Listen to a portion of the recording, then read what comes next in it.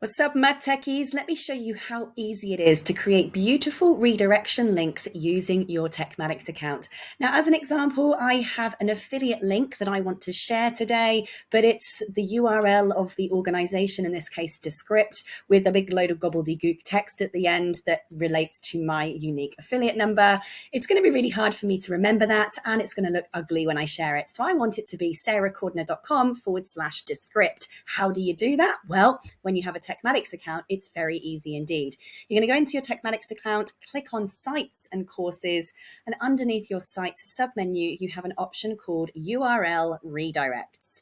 You're going to click on that bad boy there, press Add a Redirect, and you're going to choose your domain. In this case, it's going to be, I've got a special domain for my offers and my affiliate links. And my path is going to be Descript because that's the name of the product I'm promoting. So it's going to be offer.sarahcordner.com/Descript. And the target URL is where I want to send them to. And that's my affiliate link for Descript software.